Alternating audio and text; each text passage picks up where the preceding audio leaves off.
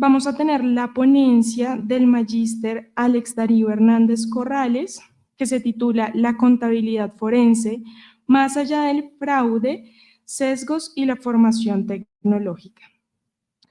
El magíster Hernández es contador e ingeniero mecánico de INCAP Chile, es candidato a ingeniero en finanzas en Chile, es diplomado en Administración del Riesgo y Auditoría Forense por la Pontificia Universidad Javeriana de Colombia.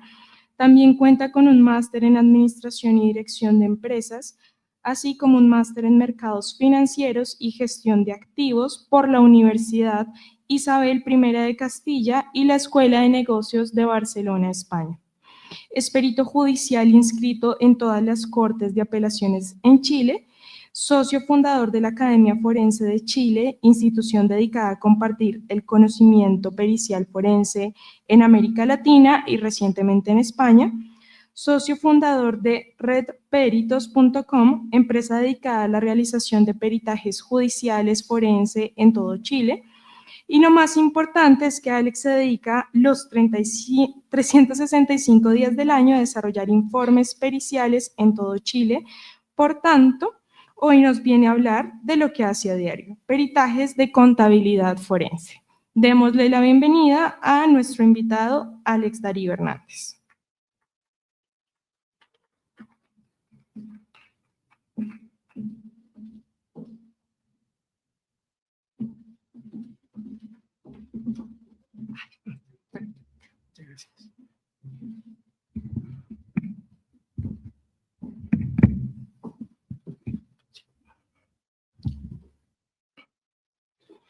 Listo.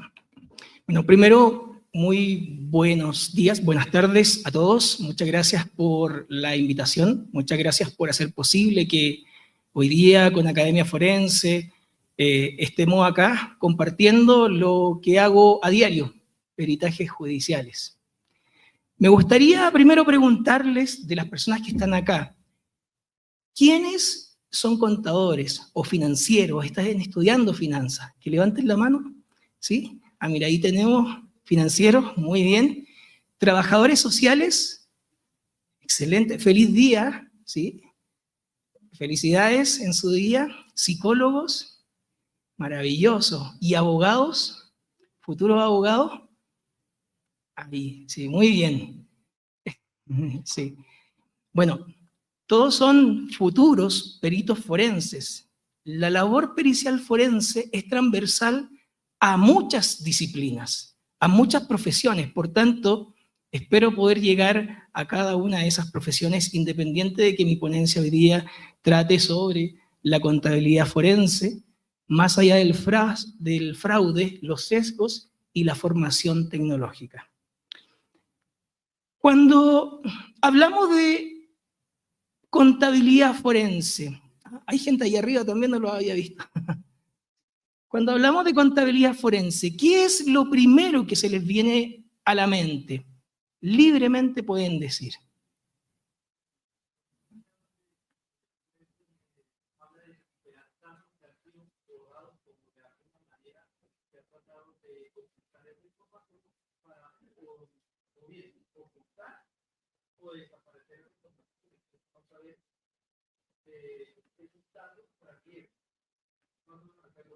Ocultamiento de información. Ya, perfecto. ¿Alguien tiene alguna otra definición? Cuando hablamos, o lo que se imagina, lo que cree, no hay respuestas malas. ¿Sí?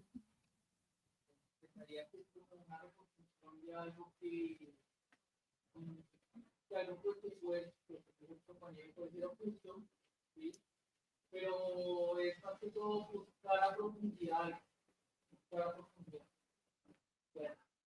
Perfecto. Sí, bien. Bueno, cuando hablamos de contabilidad forense, sin duda, sin lugar a duda, y están en lo correcto, en el fondo estamos hablando de investigaciones profundas, investigaciones que guardan relación con algo muy exhaustivo, ¿sí? Pero también cuando hablamos de lo forense, ¿quién de aquí nos imagina probablemente fraudes, ¿cierto? Muertos, es lo que probablemente hemos escuchado históricamente, ¿verdad? Sí, de hecho, cuando yo le decía hoy día al taxista y me decía, ¿y usted a qué se dedica? Yo soy contador forense. Ah, investiga fraudes. No. ¿Investiga delitos? No. La verdad es que la contabilidad forense es mucho, mucho más que eso. Hay un concepto errado de los forenses que hoy día lo vamos a trabajar y vamos a desmitificar. Y esto viene dado principalmente, lamentablemente, por la televisión, ¿cierto?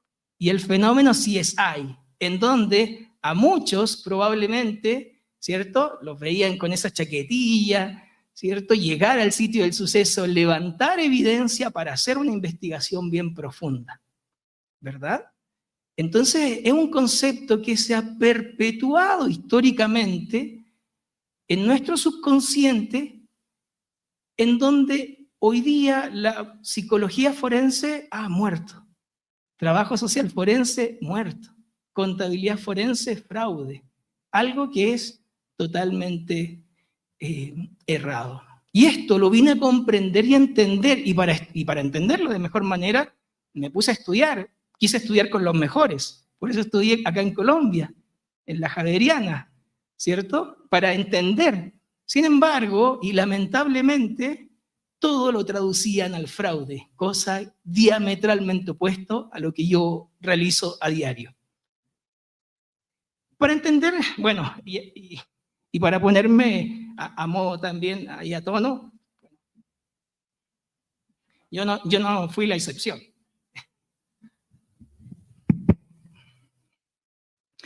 Para entender la contabilidad, sí, ahí sí, perfecto. Bueno, para entender primero qué es la contabilidad forense, necesariamente tenemos que definir esta palabra compuesta, ¿verdad?, de contabilidad y forense. La contabilidad, cuando nosotros nos ponemos a indagar, cuando nos ponemos a investigar en la web, leer algunos artículos de profesores, llegan siempre a la misma conclusión. Hay diferentes definiciones, pero en el fondo la contabilidad la vamos a entender como una ciencia económica que estudia los hechos económicos para poder comunicarlos, para poder transmitirlos, ¿verdad? ¿Transmitirlos a quién? A los dueños de las empresas, a los socios, al ente fiscalizador que cobra los impuestos, ¿verdad? Para poder tomar decisiones, principalmente eso. En esta parte que estoy hablando de contabilidad, ¿he hablado de fraude? No. ¿He hablado de delitos? No, ¿verdad? Y los forenses, cuando nos vamos a estudiar la etimología de la palabra, vemos que lo forense viene de la palabra foro, del antiguo foro romano, de esta plaza pública que se armaba en la antigua Roma, en donde acudía la sociedad romana a exponer los resultados de sus investigaciones, a debatir en un foro público. En esta definición de lo forense, ¿he hablado de fraude? ¿He hablado de delitos? ¿De crímenes? Y entonces, ¿por qué cuando escuchamos hablar de contabilidad forense lo relacionamos con los fraudes, con los delitos? De hecho, les tengo un reto. Bueno, nosotros somos de Academia Forense, formamos a profesionales en estas materias. Ahora en diciembre tenemos justamente un curso de peritaje contable, al cual están cordialmente invitados, pero además les tengo un reto. Hoy día, a propósito de que estamos hablando de la sociedad tecnificada, por favor, durante mi conferencia no se limiten a usar la tecnología, úsenla todo lo que quieran. Para mí no es una falta de respeto, en este escenario por lo menos, sino que úsenla. ¿Y para qué? Para buscar una definición de contabilidad forense que no hable de fraude. Si en esos 40 minutos que yo voy a estar acá hablando, ustedes encuentran una, esa persona que levante la manito y me la lea, va a tener un acceso gratis al curso de contabilidad forense que tengo en diciembre. Así que la pueden ver. Pueden empezar a buscar la definición. Ahora, hablar de forense, por tanto, y hablar de fraude de delitos es un error, porque no tiene que ver con fraudes, no tiene que ver necesariamente o única y exclusivamente con delitos. Si quieren saber un poquito más de la definición de forense, ahí nosotros tenemos, en todas las redes sociales tenemos videos y explicamos en TikTok pueden seguirnos, Academia Forense Chile, hay unos videos donde maravillosamente Carolina explica súper bien qué es lo que es forense, y ahí con unos videos muy gráficamente. Entonces, si la contabilidad forense no tiene que ver con fraudes, entonces la auditoría forense sí tiene que ver con fraude. Es lo que podríamos pensar, y es el motivo por el cual yo quise estudiar justamente con los mejores. Pero maravillosamente, cuando voy a la RAE, nuevamente veo de que la palabra auditoría se entiende como un proceso de revisión sistemática de algo. En esta palabra de la revisión sistemática de un proceso, la auditoría guarda relación con fraude. ¿Dice algo de fraude? No. ¿Dice algo relacionado con números? Tampoco. De hecho, yo sigo sin entender por qué lo relacionamos, la auditoría forense, con los números. Yo además de ser contador, soy ingeniero mecánico. Puedo ser un ingeniero auditor forense que revisa un proceso sistemático de un vehículo, ¿cierto?, de una tractomula, pero que no necesariamente va a guardar relación con los números. Por tanto, nuevamente hay otro error conceptual acá, que históricamente lo hemos malentendido. Ahora, ¿por qué entonces lo llamamos auditoría forense? Yo tengo una percepción que es súper personal, y es porque auditoría forense suena bien y se vende muy bien también. Económicamente es bastante bueno, y en eso yo no me puedo negar, no lo puedo discutir. Por tanto, ¿cómo vamos a entender la contabilidad forense? Y es importante que ustedes lo busquen dentro de sus definiciones que van a encontrar. Yo solamente encontré por ahí una hace muchos años de un profesor, no les voy a decir, pero no hay más de 2 o 3. El resto todo lo vinculan con los fraudes y los delitos. Entonces vamos a entender la contabilidad forense como la ciencia que estudia los hechos económicos para poder exponerlos en un foro, en una audiencia, en una plaza pública. ¿A través de quién? De la figura del perito forense. El perito forense se entiende como el experto en esa ciencia, arte u oficio de alguna disciplina que expone los resultados de estas investigaciones en un juicio oral. Y en esto, ¿por qué yo les decía que es tan importante? Porque peritos forenses hay en distintas disciplinas. No necesariamente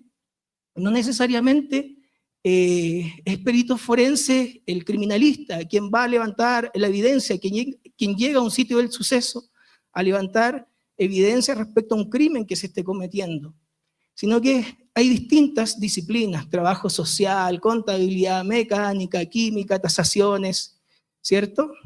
Y contabilidad forense. Entonces son múltiples disciplinas. Ahora, ¿qué es entonces lo que hace distinta la contabilidad forense de cualquier otro proceso? De hecho, alguna vez también en una conferencia me decían, no, lo que pasa es que se llama forense porque se estudia la contabilidad muerta. ¡Wow! La verdad es que, no sé, las trabajadoras sociales forenses entrevistan a personas que no están muertas, ni que tampoco cometieron el fraude.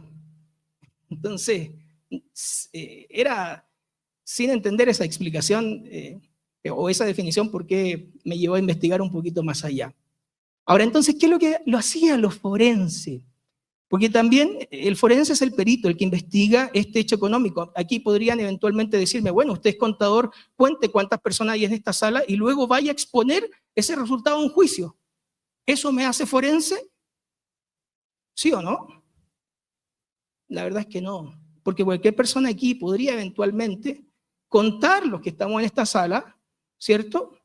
Ir a la audiencia de juicio y decir, bueno, acá habemos entre 50 y 70 personas aproximadamente. Bien, ya lo expuse, soy forense. La verdad es que va un poquito más allá, y esto guarda relación con la metodología científica.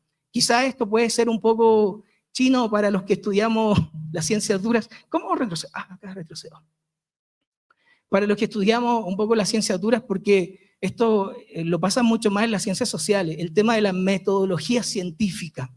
Y las metodologías científicas se basan sobre 4 pilares fundamentales, que es que la metodología que yo utilice debe ser contrastable, debe ser verificable, ¿cierto? El método que yo utilizo debe estar además validado por la comunidad científica. ¿Quién es la comunidad científica? Son esas personas vestidas de blanco, con delantal blanco, con lupas. No, somos nosotros. Somos nosotros mismos los que escribimos. Pero cuidado con lo que escribimos. Y cuidado con lo que leemos. Porque vuelvo a lo mismo.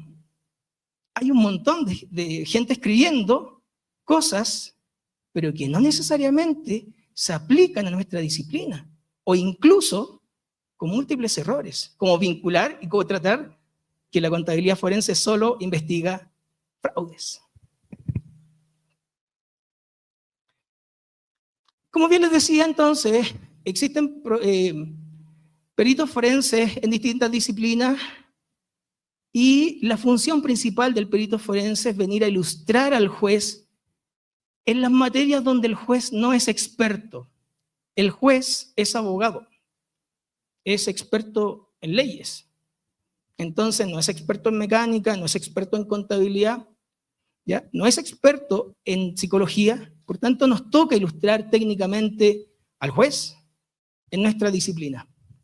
Y acá es donde en realidad esto podríamos decir, ya, pero esto solamente aplica a Chile. No, nosotros hemos tenido la oportunidad de capacitar a gran parte de Latinoamérica. Recientemente estuvimos en España y siempre lo hacemos comparando el derecho, comparando las leyes.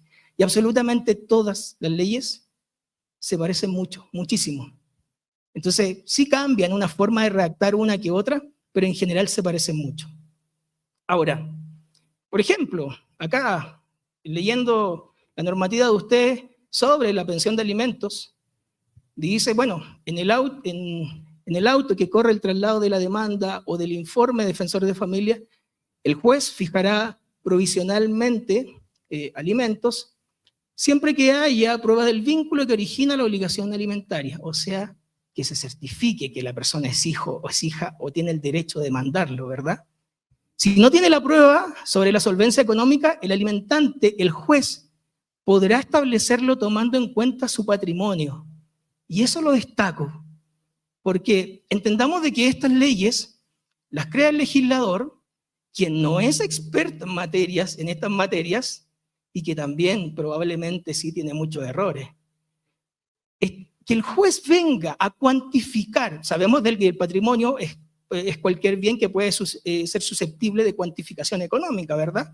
Entonces, no sé, esta persona tiene tanto patrimonio, pero aquí hay que ser muy, muy, muy delicado con esto, porque no necesariamente el patrimonio va a significar liquidez para que la persona pueda pagar esa pensión de alimentos.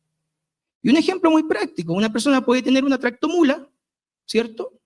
Y el juez dice, bueno, tiene una tractomula y vale, no sé, varios millones de pesos, entonces vamos a liquidar su tractomula y con eso paga la pensión de alimentos. ¿Y cómo sigue generando liquidez el caballero? O sea, hay que entender que el patrimonio es liquidable, sí, pero no es perdurable en el tiempo. Entonces, en estas materias es cuando nosotros los contadores, los financieros, debemos ilustrar técnicamente al juez. Y esto, bueno, lo vamos a profundizar en el taller que tenemos el viernes con los trabajadores sociales, donde vamos a explicarle ahí varias cositas. Y están cordialmente invitados por lo demás. Por tanto, hablar de la contabilidad forense y relacionarlo solamente con fraudes es un error. Entendemos, bueno, que la contabilidad forense ya la definimos en la ciencia que estudia los hechos económicos para poder comunicarlos, ¿cierto? En una audiencia, en un foro, a través de metodologías científicas. Bien, entonces, como les decía, mi nombre es Alex Hernández, yo soy perito judicial, contador y no investigo fraudes. Yo me dedico principalmente a hacer peritajes para los juzgados de familia, los juzgados civiles, los juzgados laborales. Los juzgados de familia necesitan, muchas veces, hay una demanda de una mamá, demanda a un papá para que pague la pensión de alimentos de su hijo. El señor que es demandado es un gran empresario, por tanto, probablemente no van a entender cómo es su participación societaria o cómo son las utilidades que le reporta esa empresa. Es ahí donde el tribunal o los abogados de las partes me nominan para que yo haga un peritaje contable forense. Y en eso yo no estoy participando desde el sesgo, no, es que voy a ir y buscar si es que me está mintiendo o no la persona, si es que hay un fraude o no hay un fraude en eso. Es un error eso. En los juzgados civiles, por ejemplo, este mismo señor de la tractomula que les comentaba, en un escenario en donde va transitando por la calle, lo chocan, pierde su mercancía, ese señor demanda a la persona que la choca y necesita cuantificar no solamente los daños del camión, de la tractomula, sino que además cuantificar los daños en la mercancía, que a lo mejor iba congelada y se perdió. Va a necesitar esas pruebas sustantivas de alguien, de un especialista que le diga, este es el monto que perdió la persona. Y ahí trabaja el contador forense. Y no estoy investigando un fraude. Y en los juzgados laborales, un trabajador del Movistar, hoy a propósito del Movistar de ustedes, está hermoso, anoche pasé por ahí, los felicito, está precioso. Nosotros también tenemos uno en Chile, en la capital, es distinto, es una cúpula, hay un Movistar Arena, pero el de ustedes es distinto, es muy lindo. Un trabajador del Movistar Arena lo despiden. Y este señor dice, a ver, con mi finiquito de despido, yo no estoy seguro de que me hayan de alguna manera pagado lo que corresponde, quizás me pagaron bastante menos. Y yo creo que me pagaron menos porque no me pagaron las comisiones. Entonces, ¿qué hacemos ahí? El trabajador demanda a la empresa, pero volvemos a lo mismo. El juez no es experto en la contabilidad, en análisis de un salario. Va a necesitar la opinión de un contador forense que haga ese análisis para que luego vaya a exponer ese resultado de ese análisis a un juicio oral.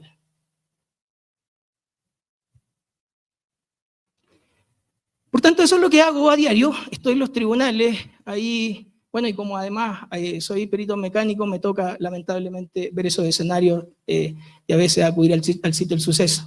Y ahí no estoy investigando un fraude, a ver quién fue el fraudulento que chocó ese auto. No, se investiga bajo la neutralidad. Bueno, algunos escenarios donde nosotros trabajamos con mi equipo de peritos, nosotros tenemos además una empresa de peritaje, nos movemos por todo Chile haciendo peritaje, hacemos peritaje en distintas disciplinas. Y ahí cuando estaba la pandemia, todo era online, por tanto seguía declarando online. Pensarán entonces, bueno, pero eso en Chile. Una vez, una persona en México, fuimos a exponer esto, pero ¿qué nos vienen a enseñar esos chilenos? Si esas son leyes chilenas, no tienen nada que ver. Bueno, el derecho comparado nos dice que sí tiene mucha relación. El Código de Procedimiento Civil de ustedes tiene muchos apartados donde precisamente habla de la figura del perito judicial, del perito forense, ¿cierto? También lo dice la ley 472 de 1998, donde hay un apartado extensísimo, donde habla precisamente de todos los requisitos que se requieren para ser perito, donde cualquiera de ustedes el día de mañana lo puede ser. Y no dudo que a lo mejor más de alguno probablemente así lo sea de acá.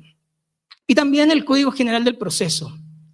El Código General del Proceso nos dice que en su artículo 165, que son medios de prueba la declaración de parte, la confesión, el juramento, el testimonio de terceros y el dictamen pericial. Esto es exactamente lo mismo que dice nuestra normativa chilena, con otros códigos, ¿cierto? Con otras palabras, pero con otros articulados, pero exactamente lo mismo. Por tanto, la figura del perito que realiza estos dictámenes periciales está en toda nuestra normativa y claramente se puede desarrollar. Y la pueden desarrollar ustedes en un futuro. Y entendamos esto, no nos seguimos con que solamente vamos a investigar fraudes. La contabilidad forense está en todos los escenarios, ya le explicaba. En los juzgados de letras del trabajo, en el caso de una figura de un despido injustificado. En los juzgados de familia, cuando se requiera analizar y o fijar una pensión de alimento en favor de un niño, o una compensación económica del matrimonio que se separa y necesitan dividir esos bienes, que además son empresarios. En los juzgados civiles, justamente por este perjuicio que le ocasionaron con el daño de su tractomula, o también en los juzgados de garantía, tribunales en juicio oral en lo penal, donde sí se investigan fraudes. Entonces, el fraude está ahí. Y aquí yo, tratando de entender un poquito, entonces, bueno, ¿por qué se perpetúa el concepto del fraude? Bueno, la mayoría de los profesores que yo tuve eran ex policías. Entonces, ellos, ¿qué otro tipo de peritajes hacían? Peritajes de fraude, ¿cierto? Si trabajan en el ámbito penal, pero desconocían por completo de que el perito contador forense también se podía desempeñar en estos ámbitos de los juzgados civiles, de familia, del trabajo, ¿cierto? Donde también hay un campo importante de desarrollo. Por tanto, la contabilidad forense, como ya le decía, investigar fraude es un error, y es un error lamentablemente grosero. No podemos definirla o establecerla justamente, reducirla solamente a la investigación de fraudes en el ámbito penal, porque ya vimos de que hay otro ámbito donde justamente sí nos podemos desempeñar. Y acá, ¿por qué les digo que es un error grosero? Porque lamentablemente cuando hablamos de fraude nos metemos netamente en el tema de los sesgos. Vamos a ver un tema de los sesgos personales, los sesgos institucionales, donde la propia institución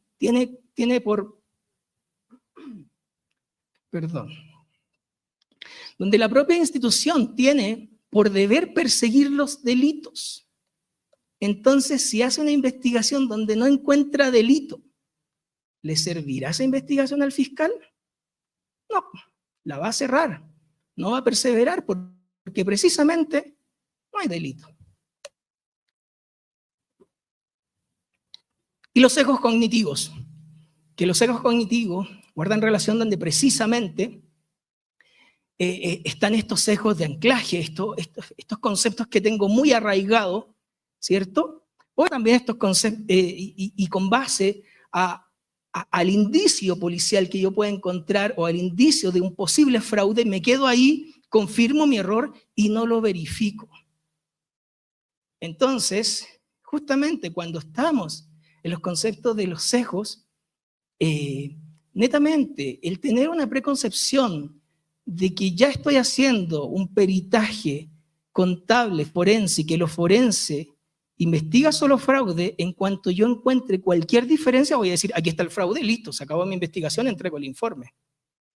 ¿Cierto? Bueno, paradójicamente hoy día en el ámbito penal existen metaperitajes. Los metaperitajes son peritajes a los peritajes y lo que buscan precisamente es hacer un análisis al peritaje que hizo el policía para ver si efectivamente el análisis contable forense que hizo ese policía está correcto y para ver si efectivamente puede que se haya equivocado o le faltó su indagatoria para de alguna manera determinar que a lo mejor no había fraude. Por tanto, como bien les decía, bueno, investigar fraude en el fondo es sesgado y es como ir como un caballito, listo, solamente estoy buscando el fraude y me quedo cuando ya lo veo. Y eso es un sesgo confirmatorio. Los psicólogos me podrán entender, ¿cierto? ¿Ya les pasaron el tema de los sesgos cognitivos, ¿cierto? Bien. Mauricio Duche es un destacado profesor académico chileno, también participó justamente en la creación de nuestro código procesal. Por tanto, es un muy buen referente, no solo a nivel nacional, sino que a nivel internacional también, y que nos habla precisamente de esto. Nos dice que estos sesgos cognitivos inconscientes son igualmente dañinos que los otros, ya que llevan a los peritos a declarar de forma no deliberada cuestiones que están fuera de su disciplina y que podrían influir de manera relevante en la decisión del tribunal. Y acá me detengo en cuestiones que están fuera de su disciplina, porque incluso en la formación de auditoría forense nos pasan dactiloscopía, ¿cierto? Grafología, cuando en estricto rigor mi profesión de base, ¿cuál es? Contador. ¿Podría entonces yo hablar de grafología si yo no estudié grafología más que me pasaron un ramo en el diplomado o en el máster? pero yo no soy experto en grafología, no puedo hablar de todas las cosas. Hasta balística me pasaron. ¿Podría hablar yo de balística? O sea, de poder hacerlo, lo podría hacer. El problema es que lo voy a pasar muy mal cuando vaya a declarar el juicio oral porque me van a desacreditar en el juicio oral. Así que, bueno, precisamente de eso hay papers completísimos de Mauricio Duche que habla de eso. Y no solo Mauricio Duche, también lo dice la doctora Carmen Vázquez, una doctora muy respetada, mexicana, doctora en Derecho, quien, bueno, si quieren aprender más sobre la cientificidad de la prueba pericial, tiene unas conferencias completísimas en YouTube, muy buenas ella. Y él nos dice que uno de los temas recurrentes en los análisis de la prueba pericial es la parcialidad o imparcialidad de los peritos, fundamentalmente considerada como un criterio para la atribución de valor probatorio. Bueno, eso es precisamente lo que está en juego cuando estamos con los sesgos. Cuando yo estoy sesgado con una figura, con una idea muy preconcebida de que solamente estoy investigando fraude, probablemente no voy a ser tan imparcial. Y esos son los desafíos a los cuales no solamente el Código Civil chileno, ¿cierto? El Código Procesal Penal, la guía normativa técnica pericial nuestra en Chile, así como también el artículo 231 del Código 235 del Código General del Proceso de ustedes, nos dice, el perito debe actuar con independencia, imparcialidad. Estos son algunos retos que son súper complejos. Estoy mirando la hora porque me dijeron que tenía que terminar antes. ¿Sí? ¿Estoy bien? Ya. Estos son algunos retos que son del perito y precisamente es muy difícil. ¿Por qué? Porque tenemos las presiones siempre. La gente a veces tiene un mal concepto de que porque él es perito y yo soy perito privado, me dedico desde el ámbito privado a hacer peritajes judiciales, y yo le estoy pagando, entonces tiene que hacer algo a mi favor. En realidad nosotros somos imparciales.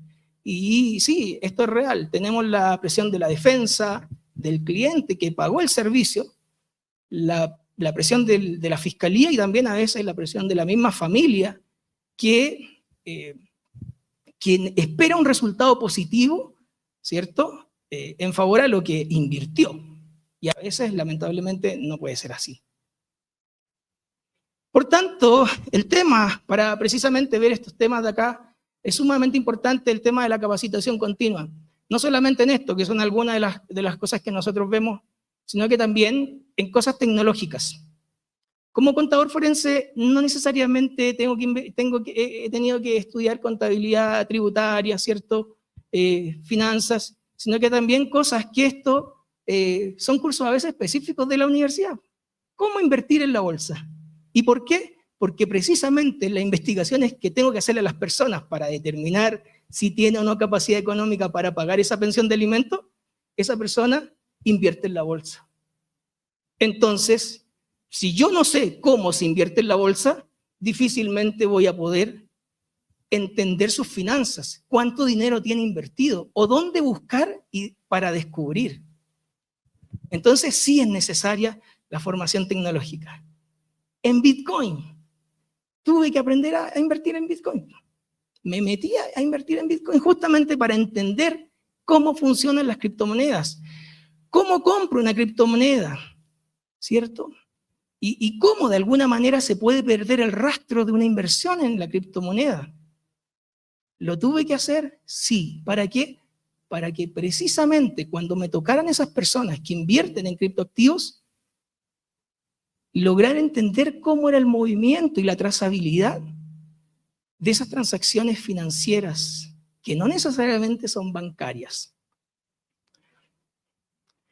Y bueno, adicionalmente a eso, también hoy día con todos los delitos, que esto sí guarda relación con el tema de los fraudes, el tema de la suplantación de identidad, las clonaciones de tarjeta, que en eso sí, yo igual ahí sí debo reconocer, los colombianos llevan la delantera en esto. Ustedes tienen muy buenos docentes en tema y profesores y personas muy bien preparadas en el tema de indagar justamente en la trazabilidad de la suplantación de identidad con el tema de las clonaciones de tarjetas. Por tanto, para finalizar, estoy bien, ¿verdad? ¿Sí? El contador forense, como bien les decía, requiere una formación y una especialización constante. En 3 ejes, acá lo dividí. En la formación particular de nuestra especialidad, si ustedes el día de mañana, una vez titulados, cuando ya se quieran desempeñar en este mundo, principalmente son estos 3 ejes. En la contabilidad, las finanzas, ¿cierto? Y la tributaria, que son herramientas propias de nuestra disciplina, de nuestra profesión. En las normativas, en las leyes. Ahora, acá hay que tener cuidado, porque algunos dicen, ya, pero para saber esto de las leyes yo tengo que ser abogado. No es necesario ser abogado. Para nada. De hecho, ¿qué nos dice nuestro Código Civil? Que una vez publicada la ley, se entenderá conocida por todos. Por tanto, no es necesario ser abogado para desempeñar. Lo que sí yo siempre les recomiendo a los peritos, a las personas que se van a desempeñar en este ámbito, que a lo menos se aprendan la normativa que guarda relación con los peritos judiciales. Las leyes, ¿cierto?, de familias, civiles, laborales, o el ámbito en el cual ustedes se van a desempeñar. Y lo nuevo, que son las herramientas tecnológicas que guardan relación, ¿cierto?, con las finanzas, los análisis de datos, ¿cierto?, cómo analizamos macrodatos, ¿verdad? Y también todas estas tendencias que si bien no están regularizadas, hoy día las universidades han debido impartir clases de Bitcoin, cuando el Bitcoin lo inventó alguien que no nació de una universidad, ¿verdad? Y las inversiones también en acciones y ese tipo de cosas que son quizás conocimientos transversales a la formación que está en el plan y programa de una universidad, pero que sí también es muy importante para el desempeño de nuestra labor. Finalmente, para cerrar, como les comentaba, la contabilidad forense es una disciplina que es un mundo de posibilidades. Si el día de mañana ustedes se quieren dedicar a la contabilidad forense, primero, no es necesario que sean policías.